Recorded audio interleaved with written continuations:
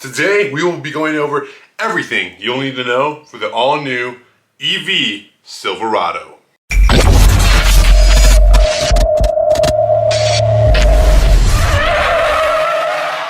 So, starting off with the outside of the truck, it is an electric Silverado, or more like an electric Avalanche in my opinion. The wheelbase on this truck is a bit longer, and then it's a little shorter too. It's sort of more like an SUV when you look at just the cab by itself. Obviously the front end has this kind of weird, no lighting, futuristic look that all of these sort of brands have taken over recently.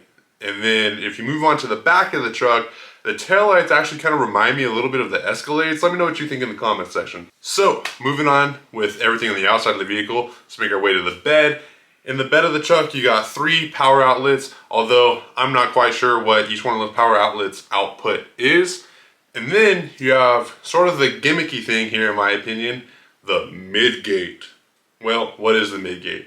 A midgate, it allows you to go from your tailgate to the cab of the truck. It's kind of a pass-through. I'll put up a picture here so you can see it.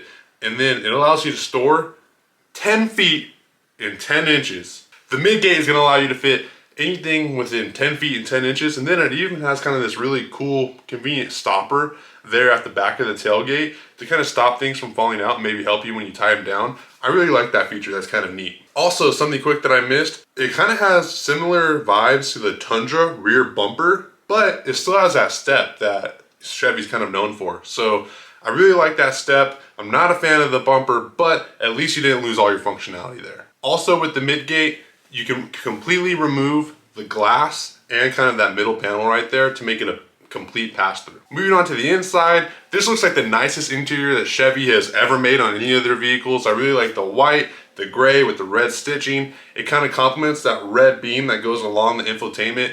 Talking about the infotainment, it's a really big screen. I believe it's 17 inches big. It looks really nice. It kind of flows with the vehicle. I'm just hoping it's not laggy. Chevy's kind of had a lot of laggy touch motion on their screens recently, so I don't know, high hopes there, I guess. Moving on to the steering wheel, nothing special here, but it does look really nice. The column shifter is right behind it. It's gonna be one of those E-column shifters, so you're not gonna have to go all the way up and all the way down. It's just gonna be a quick little movement.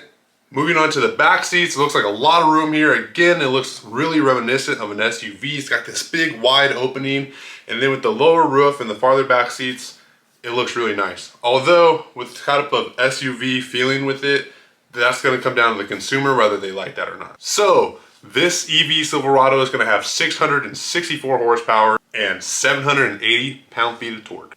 It's gonna have 400-mile range, which is competitive with all the other brands right now, including Tesla, but it should be noted, it's more than Rivian and the new Ford Lightning. And it's gonna charge to 100 miles in about 10 minutes, which is really big and kind of not groundbreaking technology, but as far as any brand besides Tesla, groundbreaking technology.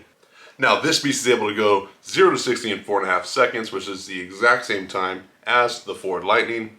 So let's get into one of the most essential things about this truck. The one I've been showing in all the pictures here is the RST, which is funny because the RS looks like Ford's RS and there's just kind of a silver T on it. Oh, and one more thing. The truck I've been showing you in all these pictures is $110,000. That's $20,000 over the highest Lightning you can get. Well, let me know what you think. If you think this truck is worth 110 grand, put it down in the comment section below. And if you got anything out of this video, please like and subscribe, and I'll see you next time. Peace.